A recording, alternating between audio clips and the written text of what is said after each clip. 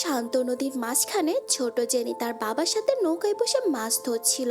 সবকিছু একদম স্বাভাবিক মনে হচ্ছিল, কিন্তু সেই পানির নিচে এমন কিছু লুকিয়েছিল যা দেখলে যে কারো আত্মা কেঁপে উঠবে। জেনির বাবা তাকে হাসতে হাসতে বলে, আমি নিচে মাছ ধরতে যাচ্ছি, তুমি পানি থেকে দূরে থেকো, না হলে ওই রাক্ষসী মাছ তোমাকে গিলেই ফেলবে। জেনি সরলতার সাথে বলে, যদি ওই মাছটা আমাকে ধরে ফেলে তবে আমি তাকে ডিমের মতো ভেজে খেয়ে ফেলবো। কিন্তু পরের কয়েক সেকেন্ডের মধ্যে তার বাবা পানির নিচে নেমে যায় এবং জেনিকে ভয় দেখানোর জন্য হঠাৎই পানি থেকে উঠে মজা করতে শুরু করে। কিন্তু জেনি হাসার বদলে ভয়ে কাঁদতে শুরু করে। তাকে শান্ত করার জন্য তার বাবা পানিতে অদ্ভুত সব কাণ্ড করতে শুরু করে। এবার জেনি হাসতে থাকে, কারণ তার মনে হচ্ছিল তার বাবা শুধু মজাই করছে। কিন্তু ঠিক তখনই হঠাৎ পানির ভেতর থেকে এক অদৃশ্য শক্তি তার বাবাকে নিচের দিকে টানতে শুরু করে। প্রথমে জেনি এটাকে মজা ভাবছিল, কিন্তু কিছুক্ষণের মধ্যেই তার বাবার চিৎকার সত্যিও ভয়ঙ্কর রূপ নেয়। তিনি বাঁচার জন্য তার পুরো শক্তি দিয়ে চেষ্টা করে, কিন্তু সেই জিনিসটি তাকে গভীর পানির দিকে টেনে নিয়ে যায় এবং পরের মুহূর্তেই নদীর পানি রক্তে লাল হয়ে যায়। নিজেদের চোখের সামনে এমন বেদনাদায়ক মৃত্যু দেখে গ্রামবাসীরা ভেতর থেকে শিউরে ওঠে।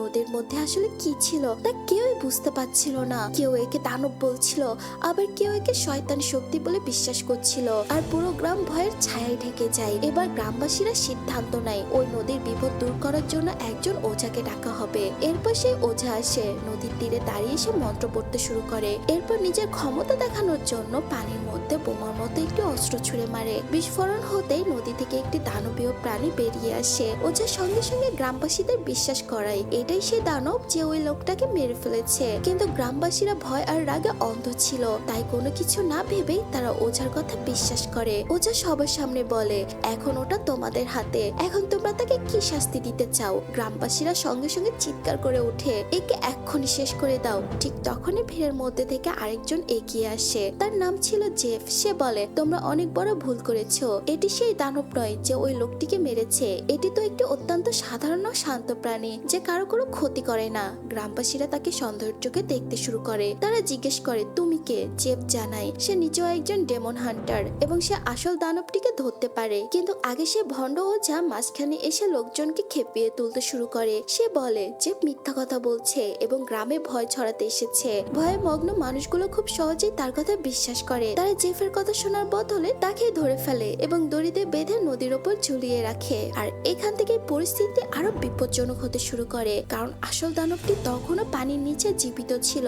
গ্রামবাসীরা ভাবছিল যে বিপদ কেটে গিয়েছে, তাই জন্য মানুষজন আনন্দে নদীতে নেমে পড়ে এবং পানির মধ্যে সাঁতার কাটতে শুরু করে। কিন্তু দূরে দাঁড়িয়ে থাকা জেফ হঠাৎই জলের মধ্যে ভারী কিছু একটা নড়াচড়া করতে দেখে। সে তার পুরো শক্তি দিয়ে চিৎকার করে বলে, বাইরে বেরিয়ে এসো, পানির নিচে দানব আছে। কিন্তু মানুষ তার কথা পাত্তাই দেয় না। পরের মুহূর্তেই পানির ভেতর থেকে সে ভয়ঙ্কর প্রাণীটি আক্রমণ করে এবং সবার সামনে একটি মহিলাকে জ্যান্ত গিলে ফেলে। এই দৃশ্য দেখা মাত্রই পুরো গ্রামে চিৎকার আর হাহাকার পড়ে যায়। এবার সবাই বুঝতে পারে যে আগের ওঝাটি মিথ্যা বলেছিল।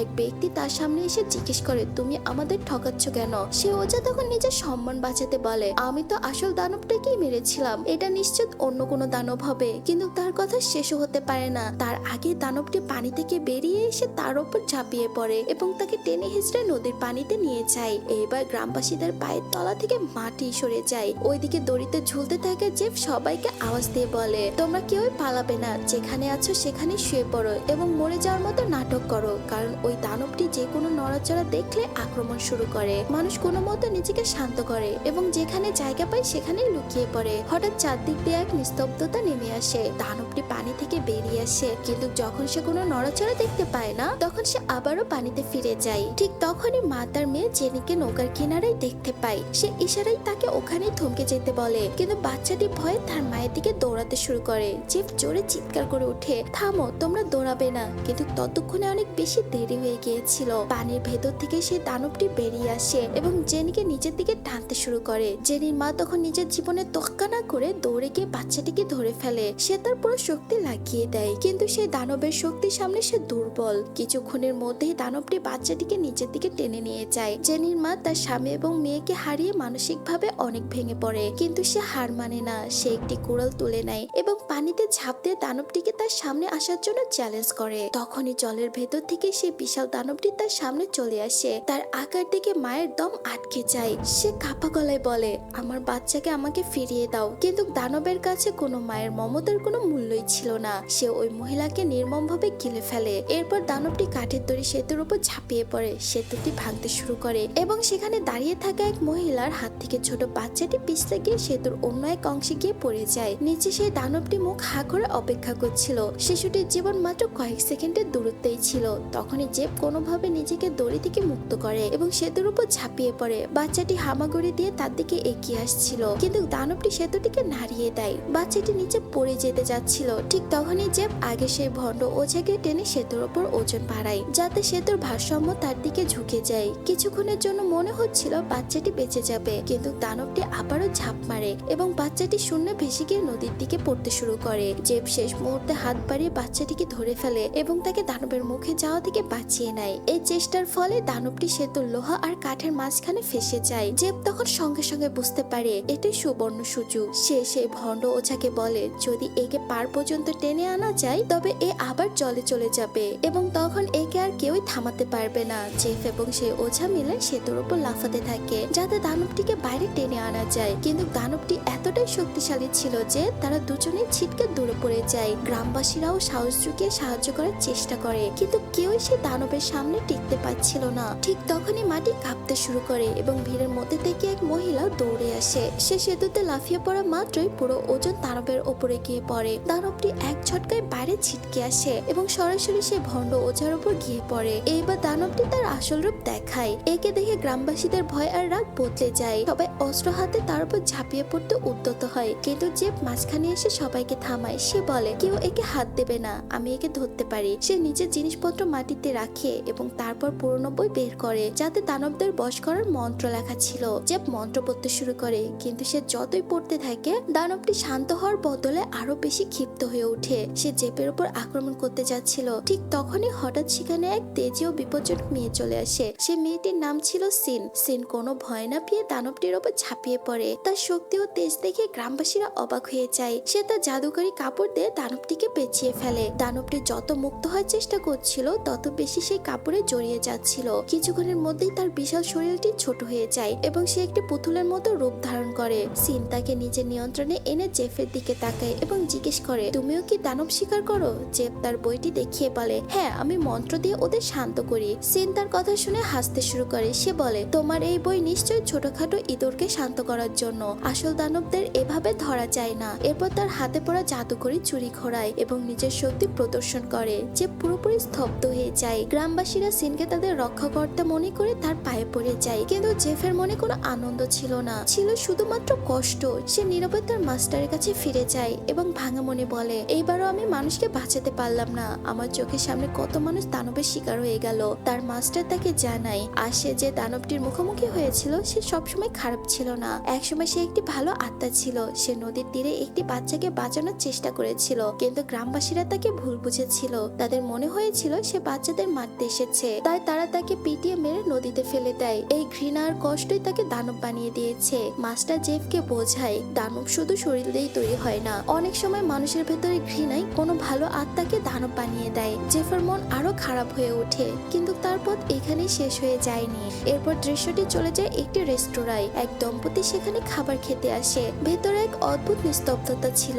কোনো কাস্টমার নেই, কোনো ওয়েটার নেই, কোনো আওয়াজই ছিল না। দুজনের কাছে জায়গাটা খুবই অদ্ভুত মনে হচ্ছিল, কিন্তু তখনই একজন ওয়েটার তাদের সামনে আসে। সে খুব ভালোবাসা দিয়ে তাদের স্বাগতম জানায় এবং রেস্তোরাঁর সবচেয়ে স্পেশাল ভিআইপি খাবারের কথা বলে। কিছুক্ষণ পর তাদের সামনে গরম গরম খাবারও আসে। খাবার এতটাই সুস্বাদু ছিল যে তারা দুজনেই অবাক হয়ে যায়। মেয়েটি ওয়েটারকে জিজ্ঞেস করে এই খাবার কি তুমি বানিয়েছো? ওয়েটার হেসে বলে না, এটা আমাদের শেফ বানিয়েছে। সে রান্নাঘরের দিকে ইশারা করে যেখানে একজন শেফ বসেছিল, যে দেখতে খুবই সুন্দর ছিল।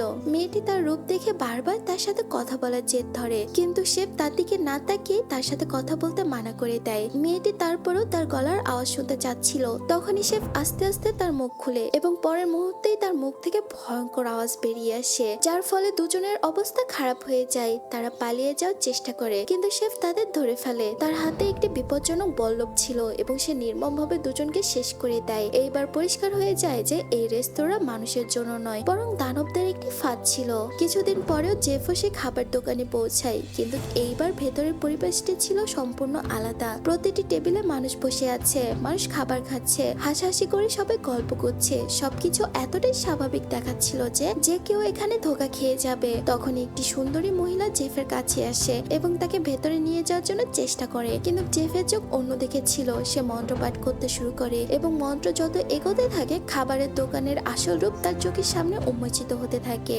চকচকে টেবিলগুলোর জায়গায় নোংরা আবর্জনা দেখা যায়, হাসি মুখগুলো অদৃশ্য হতে শুরু করে এবং সে সেখানে একটি রক্তে ভেজা ভারী বল্লভ দেখতে পায়। যে বুঝতে পারে তার সামনে দাঁড়িয়ে থাকা মহিলাটা আসলে কোনো মানুষ ছিল না। সে দেরি না করে তার উপর আক্রমণ শুরু করে, তার মুখে দুটো জোরালো ঘুষি মারে। এতে তার আসল রূপ বাইরে বেরিয়ে আসতে শুরু করে, কিন্তু ঠিক তখনই সিন সেখানে এসে পৌঁছায়। সে আসা মাত্রই সে দানবটিকে এতই মারধর করে যে সেখানে সে শেষ হয়ে যায়। সিন খাবার দোকানে আরো অনেক দানব দেখতে পায়। সে একে একে সবাইকে শেষ করতে শুরু করে, কিন্তু আসল বিপদ তখনও লুকিয়েছিল। সিন তখন জোরে চিৎকার করে বলে, যদি সাহস থাকে তবে আমার সামনে এসো। তখনই অন্ধকার থেকে সেই শেপ দানবটি বাইরে বেরিয়ে আসা মাত্র সে সিনের ওপর আক্রমণ করে। দুজনের মধ্যে এক তুমুল যুদ্ধ শুরু হয়ে যায়। সিন তার জাদুকরি ছুরি দিয়ে তার উপর আক্রমণ করতে থাকে। প্রতিবার আঘাতের ফলে তার শরীর ক্ষতবিক্ষত হয়ে যাচ্ছিল, কিন্তু সে দানবটি যন্ত্রণায় দুর্বল হওয়ার বদলে আরো বেশি ক্ষিপ্ত হয়ে উঠছিল। ধীরে ধীরে তার আসল রূপ সামনে আসে। সে কোনো সাধারণ দানব ছিল না, বরং একটি বিশাল শূকর দানব ছিল। তার চোখে ছিল হিংস্র ঘৃণা, শরীরে ছিল অনিয়ন্ত্রিত শক্তি এবং হাতে ছিল সেই ভয়ঙ্কর বল্লভ। সে সিনের ওপর তার পুরো শক্তি দিয়ে আক্রমণ করে, কিন্তু সিন তার শক্তি দিয়ে নিজেকে বাঁচিয়ে নেয়। সুযোগ বুঝে সিন তার একটি বলে দানবটির গলায় আটকে দেয় এবং জেফকে বলে, এর সমস্ত শক্তি এর গায়ে লুকিয়ে আছে, এটাকেই টেনে বাইরে বের করে আনো। জেফ যখনই সে দানবের মুখের দিকে তাকায় তখনই ভয়ে তার গলা শুকিয়ে যায়। এত ভয়ঙ্কর রূপ দেখে যে কেউ পিছিয়ে যাবে, কিন্তু জেফ নিজের জীবনের ঝুঁকি নিয়ে এগিয়ে যায়। সে সেই দানবটির শক্তি নিজের ভেতরে টানতে শুরু করে। কিছুক্ষণের মধ্যেই তার মুখ নীল বর্ণ ধারণ করতে শুরু করে। তাকে দেখে মনে হচ্ছিল সে বুঝিয়ে এবার মারাই যাবে। ঠিক তখনই সিন মাঝখানে চলে আসে এবং সেই শক্তি নিজের ভেতরে টেনে নেয়, কিন্তু সিনও বেশিক্ষণ এই মারাত্মক শক্তি সহ্য করতে পারছিল না। সে সঙ্গে সঙ্গে তার জাদুকরি কাপড় বের করে এবং শূকর দানবটিকে তার মধ্যে বন্দি করে ফেলে। তবে এই দানবটি অন্য কোনো সাধারণ দানবের মতো দুর্বল ছিল না। সে তার পুরো শক্তি খাটিয়ে সে কাপড় ছিঁড়ে বাইরে বেরিয়ে আসে এবং একটি বিশাল কালো বুনো শূকরের রূপ ধারণ করে। এটা থেকে জেফ আর সিন দুজনেই প্রাণ ভয়ে দৌড়াতে শুরু করে। তারা খাবারের দোকান থেকে বের হতে না হতেই পেছন থেকে পুরনো ভবনটি পুরো ধ্বংস হয়ে যায়। এই দৃশ্য দেখে পরিষ্কার বোঝা যাচ্ছিল এই দানবদের ক্ষমতা যে কোনো সাধারণ মানুষের চেয়ে অনেক বেশি ছিল।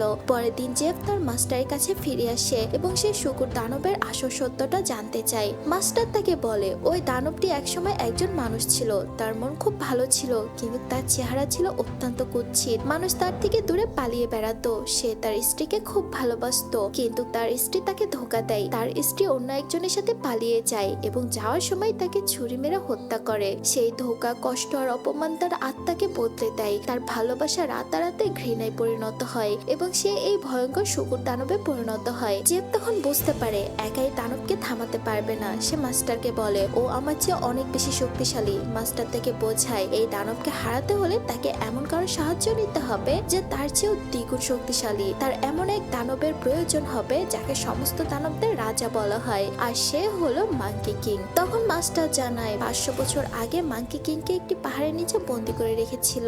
জেফ যদি তাকে খুঁজে বের করতে পারে তবে হয়তো এই শূকর দানবকে থামানো সম্ভব। প্রথমে জেফ এই কথা শুনে ভয় পেয়ে যায়। সে জানে না যে মাঙ্কি কিংকে মুক্ত করার মানে আগুনের সাথে খেলা করা, কিন্তু ঠিক তখনই তার চোখের সামনে সেসব মানুষের চিৎকারের কথা মনে পড়ে যায় যারা তার সামনে নির্মমভাবে মারা গিয়েছিল। সে জানতো যে সে যদি কিছু না করে তবে এই দানব একে একে সবাইকে শেষ করে দেবে। তাই সে প্রাচীন উপত্যকার দিকে রওনা হয়, যেখানে বুদ্ধের বিশাল মূর্তি এবং 5 আঙ্গুল বিশিষ্ট পাহাড়টি অবস্থিত ছিল।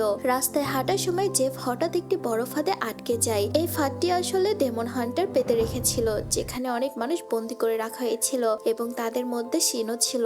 জেফ তাকে দেখে অবাক হয়ে যায়। তখনই একজন শিকারী মেয়ে তার সামনে এসে বলে, আমরা এখানে দানব ধরতে এসেছি, যে আমাদের রাস্তায় বাধা দিবে তাকে আমরা জ্যান্ত ছাড়বো না। সে জেফকে মারতে যাবে, ঠিক তখনই সিন মাঝখানে চলে আসে। সে বানিয়ে বানিয়ে মিথ্যা কথা বলে যে জেফ তার স্বামী এবং তাদের দুজনের মধ্যে ঝগড়া হয়েছে। সে শুধু তাকে বাড়ি ফিরিয়ে নিয়ে যেতে এসেছে। শিকারী মেয়েটি দুজনের উপর সন্দেহ হয়। সে বলে, যদি তোমরা স্বামী স্ত্রী হও তবে একে অপরকে জড়িয়ে ধরো, যা শুনে জেফ মানা করে দেয়। তখনই জেফের নজর সিনের হাতে থাকা নকল ধারালো লোহার নখের দিকে যায়। সে তখনই সাথে সাথে বুঝতে পারে যে তার সাথে নাটক করা হচ্ছে। সে তখন সত্যটা উদ্ঘাটন করে এবং আসল সত্য সত্যটা সবার সামনে আসে। সিন আসলে এই শিকারী দলটির লিডার ছিল। সে জেফকে নিজের কাছে আটকে রাখার জন্য এই পুরো নাটকটি সাজিয়েছিল, কারণ সে জেফকে মনে মনে পছন্দ করত। কিন্তু জেফ রেগে গিয়ে পরিষ্কার জানিয়ে দেয় সে যেন তার থেকে দূরে থাকে এবং তাকে ভুলে যায়। সিন এই কথা শুনে ভেতর থেকে ভেঙে পড়ে, কিন্তু সে মুখে কিছুই বলতে পারে না। হান্টাররা জেফকে ধরে একটি খাঁচায় বন্দি করে দেয়। সিন তার বান্ধবীর সাহায্যে জেফকে মানানোর চেষ্টা করে। তার বান্ধবী একটি অদ্ভুত কাগজের পুতুল বের করে। সে বলে এটি পিঠে লাগিয়ে দিলে শরীর অন্যের নিয়ন্ত্রণে চলে যাবে। সিন তখন নিজের আবেগ নিয়ন্ত্রণ করতে না পেরে সেই পুতুলের জাদুর প্রভাবে জেফের উপর আক্রমণ করে বসে এবং তাকে খুব মারধর করে। যখন জাদুর নিয়ন্ত্রণ ভেঙে যায় তখন সিন বুঝতে পারে সে কি মস্ত বড় ভুল করে ফেলেছে। তার চোখে অনুশোচনা পরিষ্কার দেখা যাচ্ছিল। ঠিক তখনই সেখানে উপস্থিত হান্টাররা বুঝতে পারে যে তাদের পাতানো ফাঁদে কোনো বিশাল দানব আটকা গিয়েছে। সবাই মিলে দড়ি ধরে টানতে শুরু করে, কিন্তু ওপারের শক্তি এতটাই বেশি ছিল যে তারা নিজেদের সামলাতে পারছিল না। পরের মুহূর্তেই সেই ভয়ঙ্কর শূকর দানবটি সামনে চলে আসে। তার চোখে ছিল আগুনের স্ফুলিঙ্গ এবং তাকে আগের চেয়ে অনেক বেশি বিপজ্জনক লাগছিল। সবাই যার যার গাড়িতে উঠে পালাতে শুরু করে। দানবটি তীব্র গতিতে তাদের পিছু নেয়। সিন পেছনে ফিরে তাকালে দেখে দানবটি গায়েব হয়ে গিয়েছে, কিন্তু আসলে সে পেছন থেকে নয়, বরং সামনাসামনি এসে তাদের রাস্তা আটকানোর জন্য আসছিল। সিন বিপদ বুঝতে পেরে জেফকে গাড়ি থেকে বাইরে ধাক্কা দিয়ে ফেলে দেয় যাতে তার প্রাণ বেঁচে যায়। পরের মুহূর্তে শূকর দানবটি গাড়ির উপর এক জোরদার আঘাত করে এবং গাড়িটিকে মাঝখান থেকে টুকরো করে ফেলে। সবাই আহত হয়ে মাটিতে ছিটকে পড়ে। সিনও মারাত্মকভাবে জখম হয়। জেফ যখন তাকে এই অবস্থায় দেখে তার মনে হয় সিন বুঝি মারা গিয়েছে। সে কান্নায় ভেঙে পড়ে এবং চিৎকার করতে শুরু করে। প্রথমবার তার মনের ভেতরে লুকিয়ে থাকা ভালোবাসা বাইরে চলে আসে। সে কাঁদতে কাঁদতে বলে তুমি আমাকে ছেড়ে এইভাবে চলে যেতে পারো না। কিন্তু তখনই সিন হঠাৎই উঠে বসে। আসলে ওটাও ছিল তার একটা নাটক, যাতে জেফ নিজের মুখের উপর তার ভালোবাসার কথা স্বীকার করে নেয়। তবে স্বস্তির মুহূর্ত বেশিক্ষণ স্থায়ী হয় না। শূকর দানবটি আবারও তাদের দিকে ধেয়ে আসতে শুরু করে। ঠিক তখনই হঠাৎ সেখানে অত্যন্ত শক্তিশালী একজন হান্টার প্রবেশ করে, যাকে টাইগার সামুরাই বলা হতো। সে আসা মাত্রই দানবটির উপর ঝাঁপিয়ে পড়ে। দুজনের মধ্যে এক মারাত্মক লড়াই শুরু হয়। টাইগার সামুরার শক্তি দেখে দানবটিও এইবার পিছু হটতে বাধ্য হয় এবং সে সেখান থেকে পালিয়ে যাওয়ার চেষ্টা করে। কিন্তু তখনই তার মাঝখানে আটকে যায় আরেকজন হান্টার, যাকে ডেমনিক ফুট বলা হতো। তার সমস্ত শক্তি ছিল তার পায়ে এবং তার একটি মাত্র লাথি আস্ত পাহাড় নাড়িয়ে দেওয়ার ক্ষমতা রাখতো। তারা দুজন দানবটির সাথে লড়াই করতে যাবে। ঠিক তখনই আকাশ থেকে একটি তলোয়ার এসে তাদের মাঝখানে পড়ে। সবাই ওপরের দিকে তাকায়। এই তলোয়ারটি ছুটছিল প্রিন্স ইম্পর্টেন্ট, যে নিজেকে তলোয়ার বাজিতে পৃথিবীর সেরা মনে করত। এখন টাইগার সামুরাই, ডেমনিক ফুট এবং প্রিন্স ইম্পর্টেন্ট তিনজনেই এই শূকর দানবটিকে একা ধরতে চাচ্ছিল। তারা একসাথে নয়, বরং আলাদা আলাদা ভাবে লড়াই করতে চেয়েছিল, কারণ তারা প্রত্যেকেই নিজেদেরকে সবচেয়ে মহান হান্টার হিসেবে প্রমাণ করতে এসেছিল। জেফ তাদের বোঝানোর চেষ্টা করে যে এই দানবকে হারাতে হলে সবাইকে একজোট হতে হবে, কিন্তু তারা জেফকে ভিখারি হান্টার বলে উপহাস করে এবং তাকে চরম অপমান করে। নিজের অপমান সহ্য করতে না পেরে জেফ সেখান থেকে চলে যেতে শুরু করে। সিন তার পেছন পেছন আসে এবং সেও তার সাথে যাবে বলে তাকে অফার করে, কিন্তু জেফ রেগে গিয়ে বলে তোমার কারণেই আমি আমার লক্ষ্য থেকে বারবার বিচ্যুত হচ্ছি। তোমার সাথে আমার কোনো সম্পর্কই নেই। আমার শুধু আমার বইটি ফেরত চাই। এই কথা শুনে সিন অভিমানে ও রাগে জেফের সেই বইটি ছিঁড়ে টুকরো টুকরো করে ফেলে। জেফ তাকে কিছু না বলে চুপচাপ সেখান থেকে চলে যায়। দীর্ঘ সফর শেষ করে জেফ অবশেষে সেই 5 আঙ্গুলের পাহাড়ের কাছে গিয়ে পৌঁছায়। সেখানে চারদিকে সুন্দর পদ্মফুল ছড়িয়েছিল। জায়গাটা দেখতে খুবই শান্ত লাগছিল, কিন্তু সেই শান্তির আড়ালেও এক অদ্ভুত ভয় লুকিয়েছিল। জেফ ফুলের মাঝখান দিয়ে পথ খুঁজতে খুঁজতে একটি গোপন গুহা খুঁজে পায়। ভেতরে ঢোকা মাত্রই তার মুখোমুখি হয় এক অদ্ভুত পাগলেটে বুড়ো মানুষের সাথে। কিন্তু আসলে সে কোনো সাধারণ বুড়ো ছিল না, সেই ছিল স্বয়ং মাঙ্কি কিং, যাকে বুদ্ধ 500 বছর আগে এখানে বন্দি করে রেখেছিল। তখন মাঙ্কি কিং জেফকে তার অতীত কাহিনী শোনায়। সে বলে একসময় সে স্বর্গে তাণ্ডব চালানোর সবচেয়ে শক্তিশালী বানর রাজা ছিল। তার রাগ, ক্ষমতা আর অহংকার কারো নিয়ন্ত্রণে ছিল না, তাই বুদ্ধ তাকে এই পাহাড়ের নিচে বন্দি করে দেয়। এইবার সে জেফের সামনে মুক্তির জন্য ভিক্ষা চাইতে শুরু করে, কিন্তু জেফ তাকে এত সহজে মুক্ত করে না। সে শর্ত দেয় প্রথমে আমাকে সাহায্য করতে হবে এবং সেই শূকর দানবটিকে হারাতে হবে, তবেই আমি তোমাকে এখান থেকে বের করার পথ দেখাবো। তারা দুজনেই যখন পরিকল্পনা করছিল ঠিক তখনই সিন সেখানে এসে পৌঁছায়। সে জেফকে খুঁজতে খুঁজতে এত দূর চলে এসেছিল। সিন বলে সেও তাদের সাহায্য করতে চায়। জেফ তাকে চলে যেতে বললেও সিন এবার পিছু হটতে রাজি ছিল না। মাঙ্কি কিং অত্যন্ত চতুরতার সাথে তাদের বলে শূকর দানবটি তার পূর্ব জীবনের রূপ ও ভালোবাসার গোলাম ছিল, তাই তাকে বাইরে নিয়ে আসার জন্য নাচ এবং সুরে সাহায্য না হতে পারে। এই কথা শুনে সিন সে জ্যোৎস্না রাতে দাঁড়ায় এবং মন্ত্রের সাথে সাথে নাচতে শুরু করে। কিছুক্ষণের মধ্যে শুকর দানবটি সেখানে চলে আসে এবং সরাসরি জেফের উপর আক্রমণ করে, কিন্তু সিন নিজের জীবন বাজি রেখে জেফকে বাঁচিয়ে নেয়। দানবটি গুহার ভেতরে ঢোকার চেষ্টা করলে মাঙ্কি কিং তার আসল ক্ষমতার এক ঝলক দেখায় এবং দানবটিকে আকারে একদম ছোট করে দেয়। সিন সঙ্গে সঙ্গে তার জাদুর কাপড় বের করে এবং তাকে বন্দি করে ফেলে। এখন সে নদীর জল দানব এবং এই শুকর দানব দুটোই তাদের নিয়ন্ত্রণে চলে আসে। এই জয়ের মুহূর্তে সিন অত্যন্ত খুশি হয়ে সে দুইটি দানবকে বন্দি করে জেফের হাতে তুলে দেয়। এরপর সে জাদুকরি চুড়িটি বের করে আংটিতে পরিণত করে এবং জেফের আঙ্গুলে পরিয়ে দেয়। সে জেফে সে ছেঁড়া বইটি তখনই আবারও জোড়া লাগিয়ে দেয়। সিনের চোখে পরিষ্কার দেখা যাচ্ছিল সে জেফকে কতটা ভালোবাসে, কিন্তু জেফ এইবারও নিষ্ঠুরভাবে তার মন ভেঙে দেয়। সে আংটিটি ফিরিয়ে নিতে বলে, কিন্তু যখন সিন রাজি হয় না তখন সে একটি পাথর তুলে নিজের হাতে ভেঙে ফেলার হুমকি দেয়। বাধ্য হয়ে সিন চোখের পানি মুছতে মুছতে আংটিটি খুলে নেয়। সে মুখে আর কিছুই বলে না, শুধু তার চোখ বেয়ে পানি পড়তে থাকে এবং সে নীরবে সেখান থেকে চিরদিনের মতো চলে যায়। সিন চলে যাওয়ার পর জেফ নিজের সিদ্ধান্তের বোঝা এবং একাকিত্ব অনুভব করতে শুরু করে, কিন্তু ততক্ষণে অনেক দেরি হয়ে গিয়েছিল। ওইদিকে মাঙ্কি কিং এই সমস্ত কিছু দেখছিল। সে জেফকে উস্কানি দিয়ে বলে, গুহার ওপরে থাকা ওই পদ্ম ফুলটি ছিঁড়ে ফেলো, তবে বাইরের রাস্তা পরিষ্কার হবে। জেফ কোনো কিছু না বুঝে সেই পদ্ম ফুলটি ছিঁড়ে ফেলে। ফুলটি ছেঁড়া মাত্রই চারপাশের সমস্ত পদ্ম ফুল আগুনের মতো জ্বলতে শুরু করে। পরের মুহূর্তে পুরো গুহাটি কেঁপে ওঠে এবং মাঙ্কি কিং এক ভয়ঙ্কর ও অশুভ হাসির সাথে মুক্ত হয়ে যায়। তার 500 বছরের বন্দিদশা শেষ হয়ে গিয়েছিল। প্রথমে সে নিজেকে পুরোপুরি বদলে গেছে বলে দাবি করে। সে বলে সে আগের মতো দুষ্টু নেই, এখন সে খুব ভালো হয়ে গিয়েছে। কিন্তু জেফের মুখ থেকে যখনই বুদ্ধর নামটি বের হয়, মাঙ্কি কিং এর আসল ও ভয়ঙ্কর রূপ সামনে চলে আসে। সে প্রচন্ড রাগে জেফকে ফু দিয়ে এক ঝটকায় দূরে সরিয়ে ফেলে। জেফ মারাত্মকভাবে মাটিতে আছড় খায়। তারপর মাঙ্কি কিং অত্যন্ত নিষ্ঠুরভাবে জেফের চুল ধরে একে একে উপড়াতে শুরু করে। জেফ যন্ত্রণায় ছটপট করতে থাকে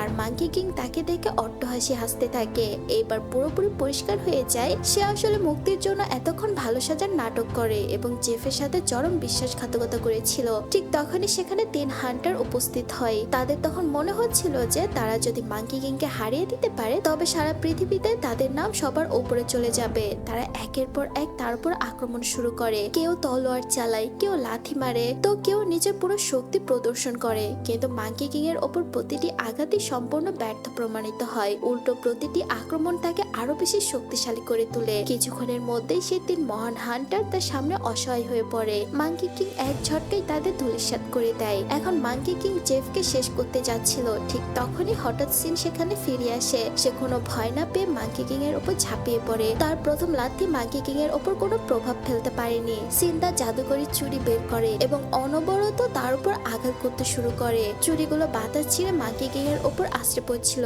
কিন্তু মাঙ্কি কিং সেগুলোকে সহজে ভেঙে ঘুরিয়ে দিচ্ছিল। সিন তার পুরো শক্তি লাগিয়ে দেয়, কিন্তু মাঙ্কি কিং এর অসীম শক্তির সামনে সেও দুর্বল হয়ে পড়ে। তখন মাঙ্কি কিং তার এক আঘাতে সিনকে মারাত্মকভাবে আহত করে দেয়। সিন মাটিতে লুটিয়ে পড়ে। জেফ তাকে এই অবস্থায় দেখে ভেতর থেকে পুরোপুরি ভেঙে চূর্ণ বিচ্ছিন্ন হয়ে যায়। এবার সে প্রথমবারের মতো উপলব্ধি করে যে মেয়েটিকে সে বারবার নিজের থেকে দূরে ঠেলে দিচ্ছিল সে মেয়েটি তার প্রাণ বাঁচাতে বারবার ফিরে এসেছে। সিন তার শেষ নিঃশ্বাস ত্যাগ করার মুহূর্তে জেফের দিকে তাকিয়েছিল। জেফ কাঁদতে কাঁদতে সিনের প্রতি তার মনের ভালোবাসার কথা স্বীকার করে, কিন্তু ততক্ষণে সময় হাত থেকে ফুরিয়ে গিয়েছিল।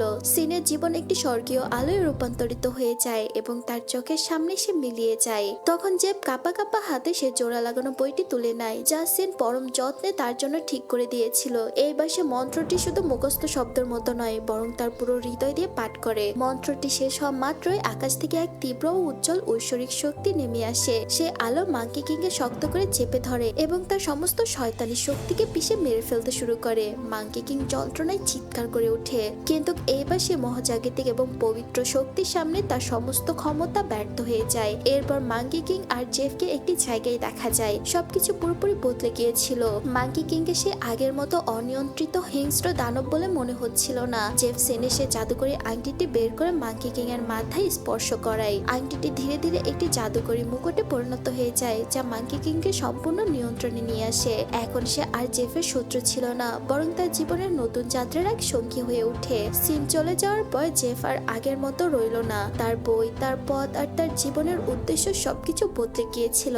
এখন তার কাছে অসীম ক্ষমতা ছিল ঠিকই, কিন্তু হৃদয়ে ছিল এমন এক গভীর ক্ষত ও বেদনা যা পৃথিবীর কোনো মন্ত্র দিয়ে আর ভালো করা সম্ভব ছিল না। এরপর ফার্স্ট হান্টার অন্য কোনো দুষ্ট শক্তিকে মারার জন্য বেরিয়ে পড়ে। আর এভাবেই এই সিনেমাটি এখানেই শেষ হয়ে যায়। তো বন্ধুরা, কেমন লাগলো গল্পটি অবশ্যই জানাবেন। আরো নতুন নতুন গল্প শোনার জন্য আমাদের সাথেই থাকবেন। আর আমাদের সাথে এতক্ষণ থাকার জন্য আপনাদের সবাইকে অনেক অনেক ধন্যবাদ। সবাই ভালো থাকবেন, সুস্থ থাকবেন। আল্লাহ হাফেজ।